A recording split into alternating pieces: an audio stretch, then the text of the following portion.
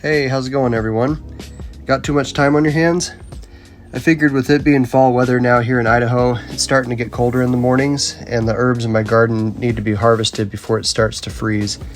So I figured it was a good time of year to post a video showing how to harvest and freeze thyme so that you can use it all winter long.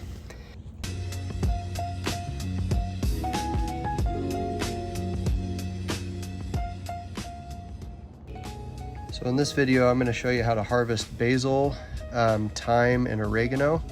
These are some common herbs in most herb gardens, and show you what to do with it so that you can use it in recipes during the winter. So we've got some thyme in the front there and basil behind it.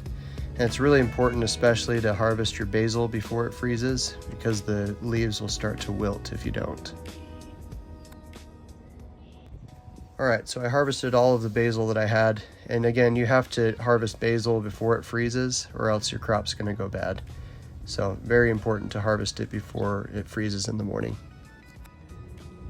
Alright, so when you harvest thyme, you actually want to leave about a third of the plant left because it's a perennial, and it'll still do some photosynthesis during the winter, although not as much as spring and summer. But yeah, you don't want to harvest back the whole plant. You got to leave some of the leaves so that it can photosynthesize during the winter.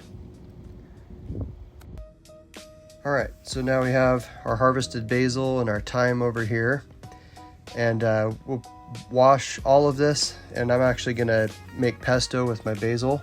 That's a good way to use your basil, and I'm going to freeze the thyme that I have and then air dry my oregano. So stay tuned and I'll show you how to do that. So when you're washing thyme, you actually want to be pretty gentle with it. So just kind of throw it in the water and just move it around a little bit in the water. You don't want to bruise the leaves because they're actually pretty delicate. But this will get all the dirt and debris and bugs and stuff off of it. So it does the job, but it again doesn't hurt your thyme sprigs. All right. We're all done. You can see in the water there how dirty it is. So it got out plenty of the dirt and debris and stuff from the thyme. Did its job.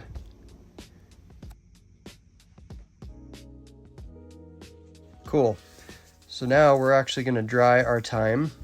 And time permitting, you want to do this for several hours. So I put them on a cookie sheet with a towel underneath, and it's just going to sit out for several hours. So it's been about 3 or 4 hours, and you can see how much moisture has evaporated off of them. You want thyme to be completely dry before you freeze it. Otherwise, you're going to get crystals, and you'll be left with soggy, gross thyme leaves.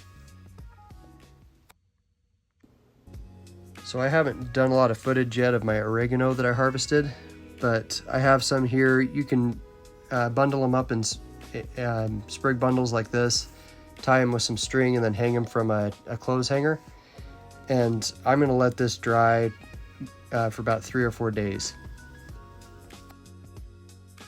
So again, it's good to have it hang by a vent so that it can dry quicker. And I'm going to let these dry for about 3 or 4 days until they're completely dry, and then I'll take the leaves off the stems and put it in a Ziploc bag or another airtight container, and you can use it in recipes. So it's a useful way to use dried oregano. So here's another shot showing the difference between the thyme after we washed it and after it's sat for several hours. You can see how much drier it is now. So after your thyme is fully dried, then you can put it into freezer bags like this. Make sure you get all the air out.